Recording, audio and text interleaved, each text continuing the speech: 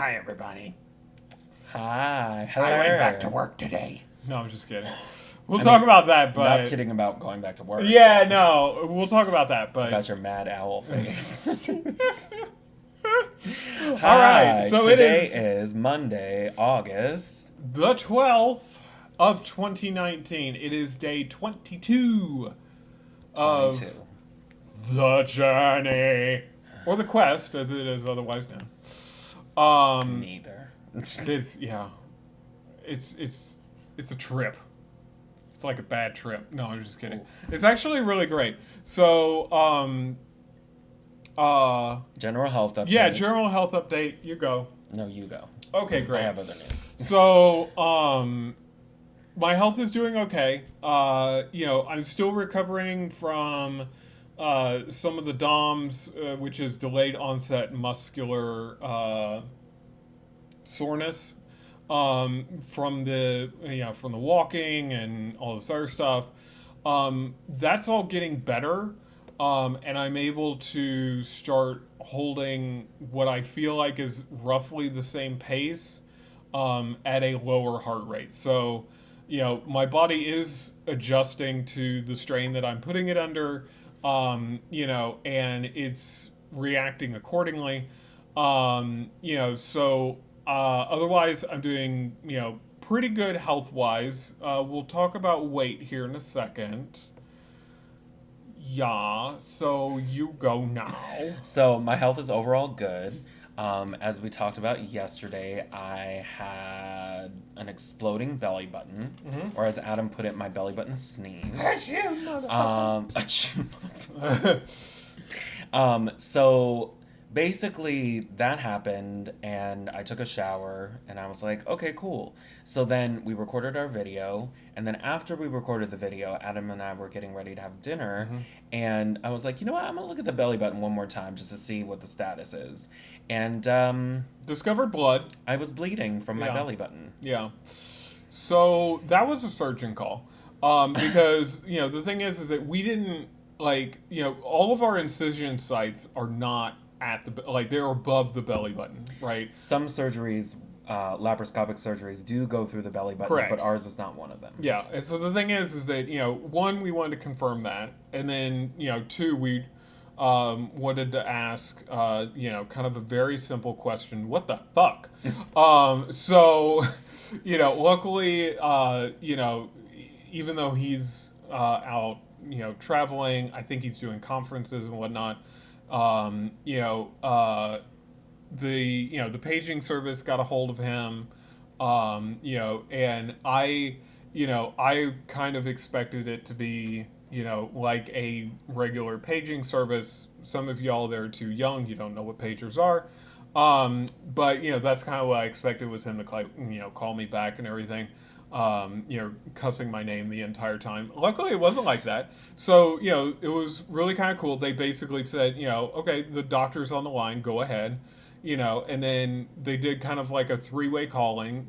I just imagine this lady's probably sitting in her bathtub with her iPhone, just doing this work. She was great, by the way. And so, he confirmed that none of the incisions were, in your belly button. He was like, it's not an emergency situation. You don't need to go to the emergency room. Because I don't present any of the emergency symptoms, like fever or chills. Pain. Yeah. So... yeah, so that's the thing is that, fever, pain, accompanied with bleeding, that will, or the discharge and everything, that will signify an infection. That's serious, and so, but luckily you had none of that. Not that. So, his recommendation was gauze, clean out with hydrogen peroxide. Which he did with a Q-tip, which felt as good as a lobotomy. So, it kind of But better than the catheter. Oh, by the way, a lobotomy, you don't really know that. So a friend of mine sent a GIF of the Swedish chef. No, the creator of the word. It stands for graphical image something or format or something like that. So you say giraffe? No, I say graphic. No, like, you say instead of giraffe, you say giraffe. Oh, Jesus Christ. Okay. We're not getting into this, folks. Leave Yes, your arguments in the are. leave your arguments in the. So he sent me a Yeah, I mean there is no moving argument. image. It's GIF. Yeah, a moving image from. Choosy computer nerds choose GIF. Oh my God, no. So he sent me one of them moving pictures like they had in the 20s. And They had GIFs and never mind. so basically, it was The bit's over. the Swedish chef starting a. All right, we're back after our short commercial break. Sorry, I got Forced commercial break. yeah, I got a phone call. It's okay. So anyway, so yeah, it was a moving image file of A this, myth. yes, it was a myth of the Swedish chef like starting a Not a chainsaw with like a bunch of chickens around. And it was hilarious because I told people, in the chat, I was kind of like, by the way, you see how he's starting that chainsaw? That's how the nurse took out my catheter. It's not too far from the truth. It took a long time for us to get there, by the way, because he decided to, be shallow and pedantic. No, I informed Shallow you and pedantic. about the correct pronunciation of a very commonly used word. God. Okay. So the thing is, so we started doing that. Adam freaked out a little bit. A little bit because I didn't know what was going on. So, But also, this was the call, by the way, from the surgeon that Adam got. Because it was not on speaker, and I was next to Adam, following him around like, what's going on? Yeah. And he's like, hold on. which I'm like, oh, bitch, you do not give me the finger. Especially this one. Give me the other one. But the call basically was, yeah, okay. Okay. Okay. Okay. Okay. I'm like, what the fuck is happening? Why am I not talking to the doctor? Why are you not saying anything to me? Why is it not on speakerphone? I have the These are the best- mysteries of our lives. I have the best bedside manner. So anyway, so the thing is for those of you that Some don't say know, best, some say GIF. So for those of you that don't know, I had 3 years of acupuncture school. I was trying to get my license. Kind of basically my brain was hungry to learn something else and it was burnt out. So anyway, so the thing is that I still have my my otoscope, which is for those of you that don't know, that's basically the thing that they put the cap on the end and then they shove it in your ear and they're kind of like, oh, I see, and then they're like tugging on your earlobe and everything. So It just gave me flashbacks to my doctor doing that and saying, well, there's a pumpkin patch growing in there. yeah, that type of stuff. Just what was I, elementary school age kid needs to hear. There's a pumpkin patch growing in your ear. I would have been like, is Charlie Brown in there? What about the Great Pumpkin, old man? There were a lot of great pumpkins in there. Oh, well, all right. They made jack-o'-lanterns, though. So, so I took the otoscope and, I was looking in, his belly button and everything. After the hydrogen peroxide had kind of done its work, and I was like, okay, I can see what looks to be like remnants of, kind of, if you like pop a zit, like a whitehead or something, and I'm like, and I can also see, where, the blood is trickling out, but it's not like gushing anywhere, it's not like coming out of the wound at the, like at the same time as your pulse, so it hasn't nicked anything major, not that there's anything major there, but whatever. So, so I was kind of like, okay, now that I have most of the data and we've talked to the surgeon, I'm like, I'm calming down about this. So, we've been doing that, and then you called today to get your appointment. Yes, so per the surgeon's instructions, because he's out of town, there's a surgeon on call. And so he asked me to call her, and basically, again,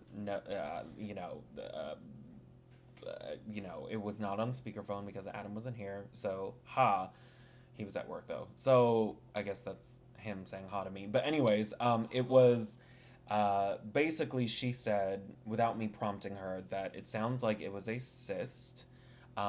Basically, a bunch of different things could have caused it, but primarily it's bacteria. Because your belly button is not a clean place, especially if you're an innie like me. I'm not an same out. here. I don't have an outie. Right. I have an innie. Yeah.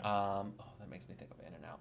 Anyways, it's difficult to diagnose over the phone, so I'm going into her office tomorrow and just basically she'll take a look and see what's going on.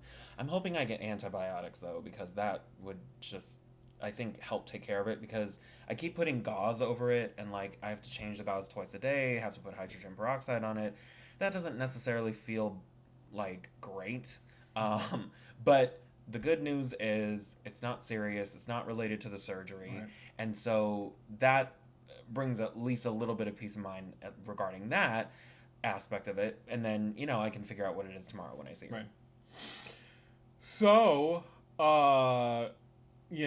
we were all excited yesterday. Let's switch to the elephant in the room. We were all excited yesterday about weighing in. Very poor choice of words. I know it. About weighing in today. Okay. So, folks, we've been following phase 3. Granted, we've done the yogurt. Mm-hmm. We've done the porridge and stuff like that. The other chicken soup. Yeah. So, we did the other chicken soup. So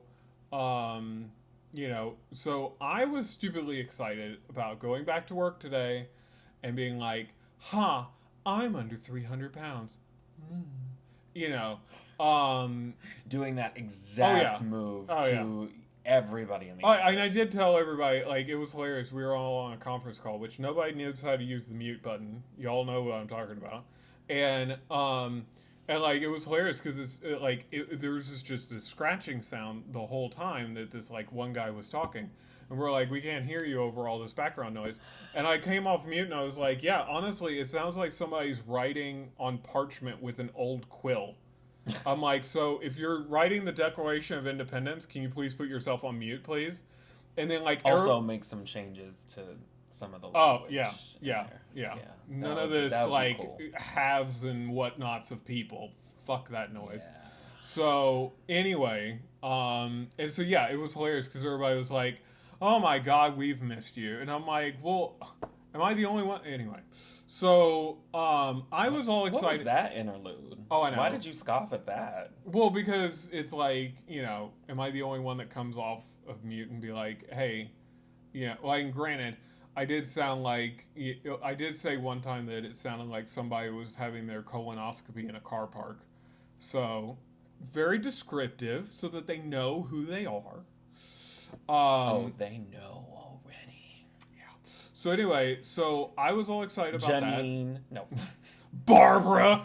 But yeah, so I was all excited about that. And then, so we weighed ourselves today. You went first. You go ahead. So I dropped 4 pounds. Mm-hmm. That is half of the amount that I dropped last time. Right. So, yeah. So since the surgery, I've dropped 28 pounds in 3 weeks. So, which is awesome. Right. That's basically 9 pounds a week. So that's freaking awesome. But okay, now your turn, and then we can talk about what that means. Yeah, so I went from 304.8 to 303.6. Let that sink in. That's a week. So, needless to say, I was disappointed. To say the least. To say the least. Yeah, I was disappointed. But the thing is, that kind of reasonably quickly passed, and I started focusing on okay, well, what is it that what is it in part of the diet plan that I'm not following, and for me that is most likely my water intake. And so to me, it's very simple to say, okay, you started working out 30 minutes every day at a moderate activity level and sweating your ass off, and you're not getting the recommended amount of water that's in the diet already, let alone putting in a little extra to cover, maybe the sweat and everything. So I was like, that's probably where my problem is that my body is retaining a lot of water. We haven't eaten anything that's like stupidly sodium rich. So, that shouldn't be a cause. And so I'm like, okay, it's probably that I'm not giving my body enough water. It's retaining a lot of it so that it can prepare for these workouts and repair itself. So I just need to up that up. So, I focused on that today. I of course forgot my Yeti at work. So that's great. But you brought everything that you needed for work to work. Yeah. So yeah. let's focus on some good stuff. Yes. So, and, I'll be back there tomorrow. So, who cares? But yeah. So how were you feeling? That's my story. So I'm in a similar boat. I'm very disappointed. Basically, I had read on various doctor websites, not, Reddit or some randos WebMD testimonial about it. But basically, I had read on these very accredited medical websites, from hospitals and university hospitals, etc., from doctors, basically saying that the expected weight plateau happens at 3 months. We're at 3 weeks. Right. So if we're already plateauing, what's going on? And, it's not like I didn't lose any weight, and same with you. It's Correct. Not like we didn't lose any weight. And there's many different factors that could have factored in as to why we didn't lose as much weight as we have. Stuff like, I tried to pee. We both peed before we weighed in, mm-hmm. but who knows how much other water our body was retaining, like Adam said. I haven't had a bowel movement until later today. Yeah. In a few days, so right. That could also be it. Yeah, I finally had mine today, but yeah, it was after I weighed in. So yeah, evidently seeing that I'd only lost that amount of weight scared quite literally the shit out of me. Scared the shit out of me. Scared the shit out of me. There's other factors like, our scale might not be calibrated properly. The scale that we have been using to weigh in at the doctor's office, for example, is a very specific scale that they use for very specifically weight, figuring out what people's weight, differences are. Right. So it can be a variety of different things. And this is also part of the psychology of this surgery is that, and why this is the exact reason why I was like, I don't want to weigh myself every day, because then I feel like I'll just get too fixated on the number and not concerning myself enough with other things like my clothes fitting better or feeling skinnier when I'm exercising, not feeling as much weight. These are more important ultimately than whatever the number that we see on the scale is anyway. And people have even recommended don't even weigh yourself, because it's just going to lead to this kind of disappointment. Because you, for example, Adam, he has, to wear business, business casual. Yeah. I mean, yeah, I guess because there's no tie, no suit, Correct. jacket. But anyways, he has to wear button-up shirts and, nice pants to work. And the belt that he uses to hold his pants... Well, first of all, the pants fit way looser, you said, right?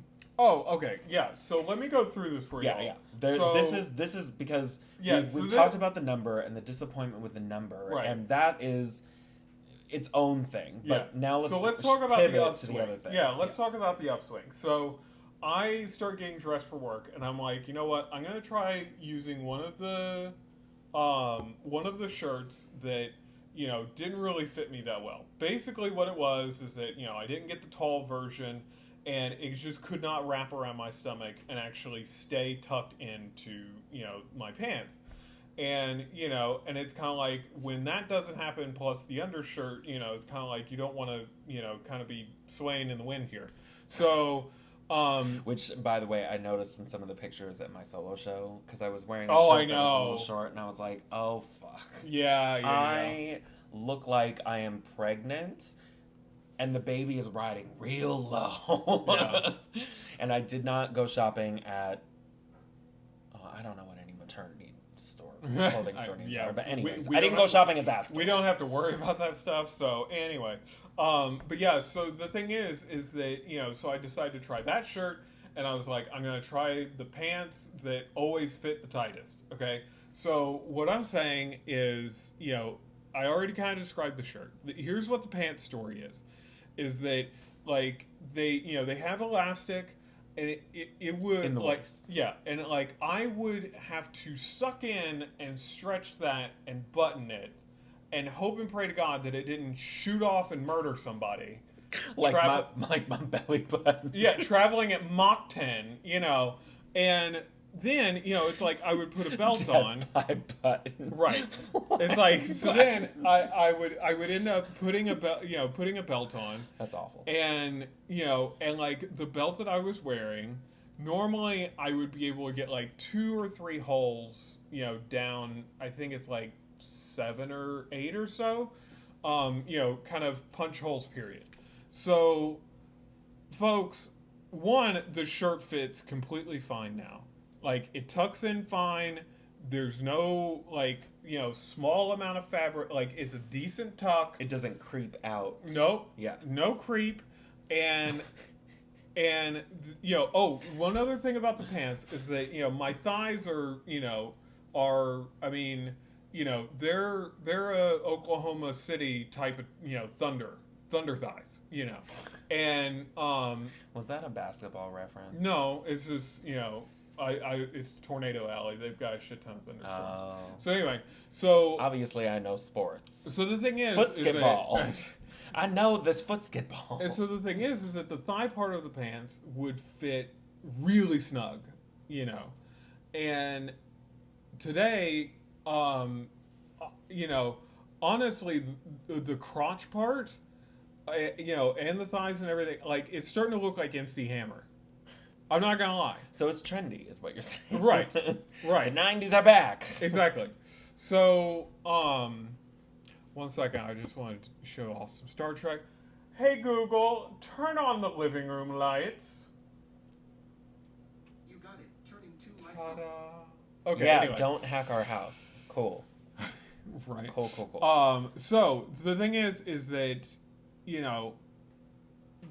and that's the positive side, and that's why a lot of folks. Wait, you didn't finish the belt loop story. So Oh how my many- God! yeah. Right. Sorry. Okay, going back. So Reel it in. yeah. So like pants don't have to suck in anymore. Like I can I could pull them out a decent way, and it's perfectly fine.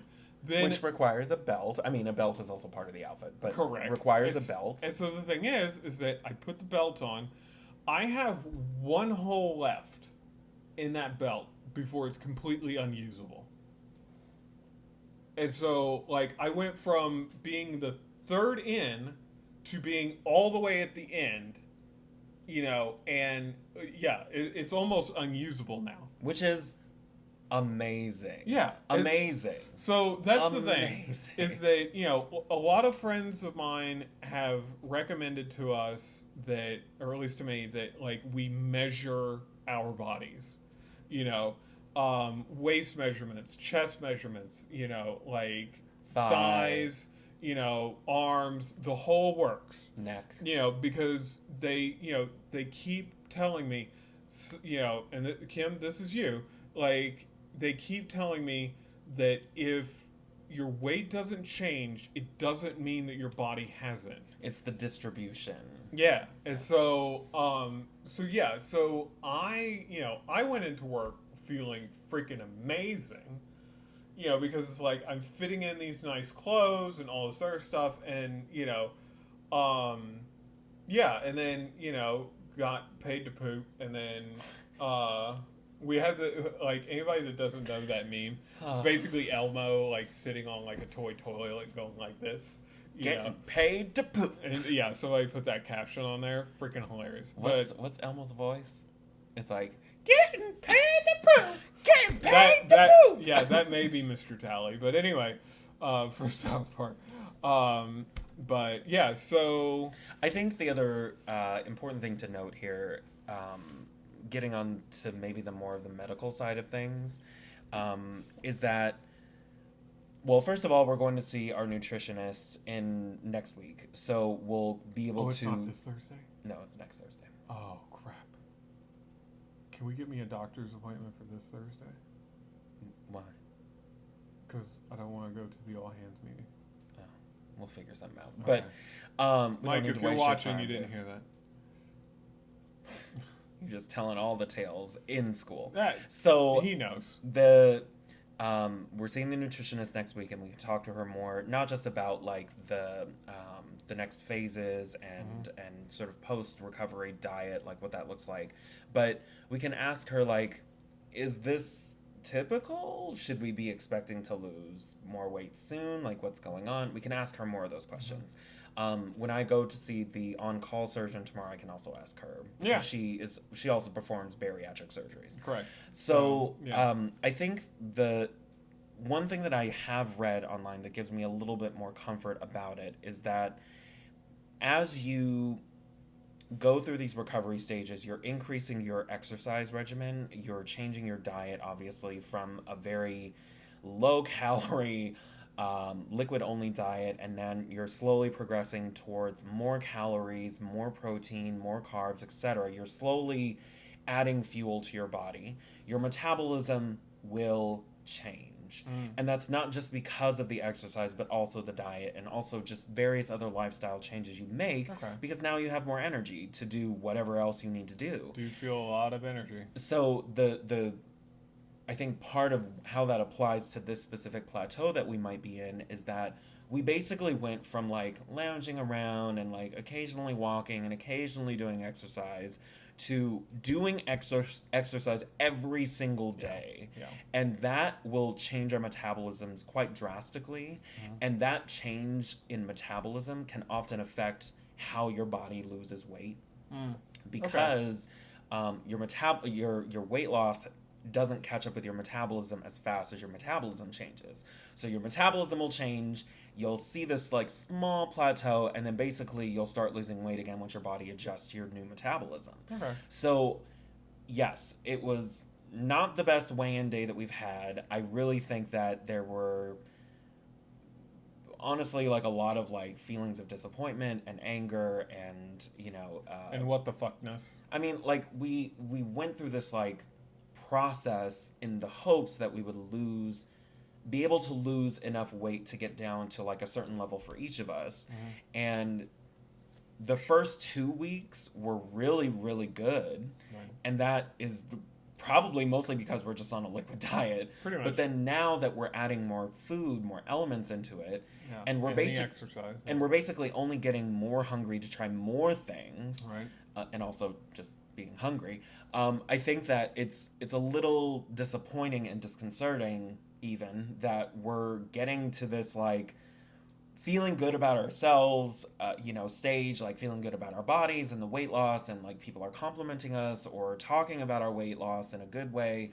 Anyway, because there is a way to talk about your weight loss in a bad way. We can talk about that in maybe a future video. But I think we're getting to these great points in this process, in this journey, in this quest or whatever, and to feel this kind of setback where it's like just not what we expected, and then feeling like, oh man, is this going to continue into like the next week and the week after that, and like what are we doing wrong? And honestly, maybe we're not even doing anything wrong. Like maybe this is just the ways that our body is reacting to it. It's just that when you hear expectations of your weight loss plateau should basically start around month 3, and we're not even through month 1, that's just it's a little alarming.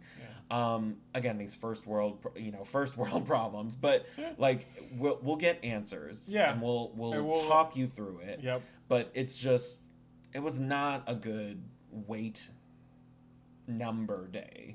It was a good day in terms of like feeling good. Well, you felt good about your body. I still have this like gauze with a cyst growing inside. This is my baby, Right. That's growing inside my belly. Yeah. It's just That's your Rogu. it's my Roku. Go American Dad. I think the other thing that was kind of cool today is that basically we made a decision to not have the burnt porridge and based on some of the decisions that we're making around the trying to be very conscious of what we're eating, we might not have the remainder of the blended soup that I made yesterday, that I blended up the remnants of, just because there are more calories in it. There's potato in it, and there's a couple kinds of mushrooms, and there's just other stuff that might add a little bit more calorie and fat content that we might not need at this point. So calories and fat aren't bad. It's just, as Adam keeps reminding me, it's just that I think if we're trying to ensure that we're still on this weight losing track as long as we can until we hit our plateaus, and even beyond that, I think it's better for us to just make these kinds of decisions. So another one that we made, besides making the staying away from those other two porridges, I made more rice porridge, and we recorded a special little video. Yep. That we'll attach at the end of this one, basically showing us. Yeah, we may put it on this one. We may put it as a separate upload for today, because this episode's getting pretty long anyway. Because we got feelings, y'all. We got feelings. Yeah, and we want to kind of opinions. talk you through kind of my first day back at work, the weigh-in, all this other stuff. So we'll probably put that up there. I got to edit out the part where may have dropped my phone a tiny bit. And not into the porridge, thank God, but also onto the tile floor, which is also not good. So he's fine. It's fine. Getting a case. But anyway. So, So, we'll watch for that upload, because we'll kind of show you guys how we go from the porridge to something phase 3-able. Yeah. Yeah, and we both decided to do yogurt for lunch today, the Greek yogurt. So we had it for breakfast and then also for lunch. Yep. I shocked the living crap out of everybody when I was like, yeah, this is lunch. And they're kind of like, oh my God, I'm so sorry. And I'm like, why? It fills me up. It's totally satisfying. Yeah, I'm like... Isn't it the weird, isn't that so strange? Well, the thing is that, people? I still haven't really got used to the taste, honestly. But, Greek yogurt is so good. But the thing is that it will fill me up, And so I was sitting there, I'm like, the thing is that, some of your friends will probably go through this where they'll think, oh, you're on a liquid diet, or you're eating, these really, really small portions, and so it's like, you must be starving, dear. Oh my God, poor you. And to those of you that may be watching, this to kind of get a feel for what it's like to go through this process and everything, honestly, we don't end these meal periods in phase 3 starving our asses off. No, it's we so are strange. full. It's so strange. And so the thing is that it is no different than the lunch that you're having that's larger than ours. Both of us are going to be satisfied and satiated with the amount of food that we're going to eat. So don't feel pity for me. Don't think that I'm coveting over your food or anything. I've got mine, you got a little bit, but I've got mine, you've got yours, and it's let's eat, we're gonna both be satisfied, be done with it. So that's my little soapbox for today. Yesterday when I had friends over, I basically I cooked the chicken soup, and my lunch I brought out a 1/4 cup scoop, and I scooped out a 1/4 cup of the liquid that the chicken was in, no solids, and then I poured it into basically a rice bowl. And my friends were like, are you sure? And I was like, yeah. 100% satisfying. Yeah. Because it has all of the protein that I need, and probably a little bit more than I need. And it honestly, I can taste all of the flavors that are in the soup. So it's not like I'm missing out on anything except for maybe texture. So I think it's there's going to be an adjustment for your friends and family after you have the surgery to what your new existence is, at the very least post-surgery in these recovery phases, because everything will change.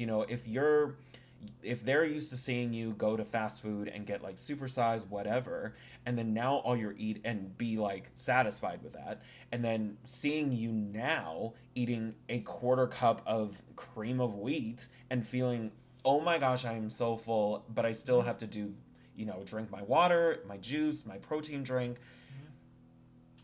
It's going to be shocking to them in a way that may make you uncomfortable, but ultimately you're doing this for yourself, and you're making this choice to go through with the surgery, and this is just part of it. Like, this is, your stomach will eventually get to the point where it can tolerate a cup and a half of food per meal, and that's enough. Like, that is going to be more than enough for you.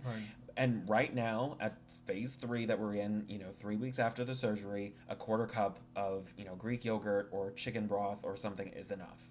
It's just enough. Yeah. And, again, we've been talking most of this episode about weight and the numbers and everything. And honestly, a lot of our weight loss is coming from the fact that we're just not eating that much.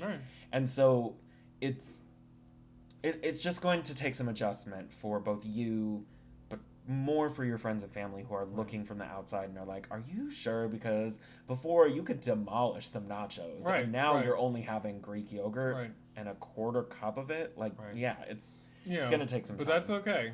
That's the thing, is that they'll eventually learn.